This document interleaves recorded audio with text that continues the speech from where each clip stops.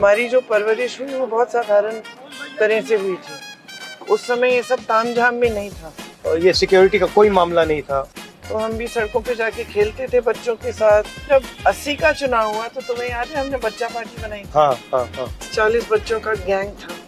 सड़कों पे जाते थे, बच्चा पार्टी जिंदाबाद, बच्चा पार्टी जिंदाबाद, और पोस्टर चेप लेते थे अपने बच्चा पार्टी। याद है। राजनीति जीवन का हिस्सा था, उस हमारे जीवन का हमेशा हिस्सा रहा। पूरा परिवार इकट्ठा बैठता था, बातचीत करते थे दादी से, और दादी मतलब बिना बताए हमें राजनीतिक ज्ञान देती रहती थी, हमें पता भी नहीं लगता था। दादी हैड अ पार्शियलिटी, दादी मेरे से पार्शियल थी। पापा थोड़ा इनसे पार्शियल थे।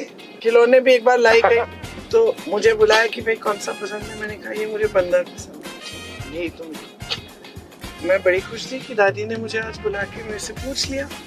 सच्चाई क्या थी, मुझसे पहले इनको बुला लिया था और पहले ही तय कर लिया इनके साथ 60 गांठ थी कि इनको क्या देना है। याद है जब दादी को रेस्ट किया था?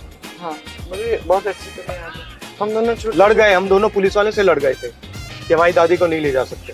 टीयर गैस लगती थी, याद है? फिर दादी को जेल में जाके देखा। हमारा जो पारिवारिक रिस्पेक्ट है और रिश्ता है एक दूसरे से, वो सबसे जरूरी है। एक टाइम था जब ये केक बनाती थी, 24 घंटा ये केक बनाती थी और किसी ना किसी को ये केक खिलाती रहती थी। कुछ भी मीठा सामने दिख जाए तो रुका नहीं जाता। और मुझे सबसे ज्यादा चिढ़ तब होती है जब मैं कुछ खा रही हूँ और दोनों माँ बेटे मुझे बोलते बहुत ज्यादा खा रही हो, और मुझे देखते ही मुझे बोलता है मोटी हो रही हो।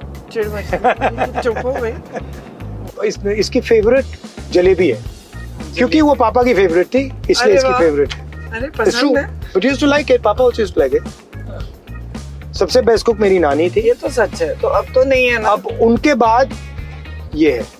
नहीं, उनके बाद एक्चुअली शायद मेरी माँ की बहन है। पूरे परिवार को गिन लो। ठीक है, मगर ये बहुत अच्छी है। सच्चाई ये है कि मैं बेस्ट कुक हूँ। नहीं, पूरे परिवार नहीं, ये बेस्ट नहीं है। मैं सब बनाती हूँ। मैं देसी खाना भी बनाती हूँ, थाई खाना भी बनाती हूँ, इटालियन खाना भी बनाती हूँ। अब बोलो। हमारी आर्ग्यूमेंट्स भी होती है, लड़ाई भी होती है, बट वो 15 मिनट, 20 मिनट, आधा घंटा छोटी छोटी बातों पे कभी हो जाते हैं। जैसे मेरी माँ के साथ मेरा चलता रहता है उनकी हेल्थ के बारे में। माँ बड़ी स्टबर्न भी है, वो कुछ करना चाहती है तो फिर रास्ता निकालेंगे, कुछ ना कुछ करके रास्ता निकाल दे। इंदिरा जी एक बहुत मजबूत शख्सियत थी। सोनिया जी बहुत दुख देखे, बहुत झेला और उभर कर आई राजनीति में, और उन्होंने बहुत संघर्ष किया। बहुत ही दृढ़ महिला रही।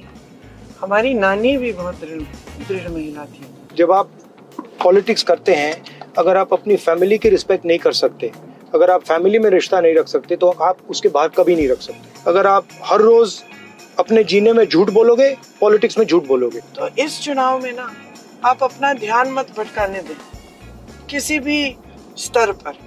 अर्जुन के निशाने की तरह, मछली की आंख पे जैसे अर्जुन ने अपना निशाना रखा, आपको भी अपना ध्यान पूरी तरह से अपने विकास पे, अपना भविष्य कैसे बनाना है। और ये जो वोट है आपका सबसे बड़ा हथियार है। इस वोट को आप विवेक से इस्तेमाल करिए। इस वोट से ही आपका भविष्य बनेगा। रायबरेली का बहुत जरूरी रोल है हिंदुस्तान की प्रगति में, हिंदुस्तान को डायरेक्शन देने में। उत्तर प्रदेश का राजनीतिक सेंटर, आइडियोलॉजिकल सेंटर सालों से रायबरेली रहा है। रायबरेली ने ही आजादी की लड़ाई में रास्ता दिखाया था, और आज रायबरेली का रोल ये होना चाहिए कि पहले वो उत्तर प्रदेश को विकास का, प्रगति का रास्ता दिखाए, और फिर उत्तर प्रदेश एक बार फिर हिंदुस्तान को प्रगति और विकास का रास्ता दिखाए।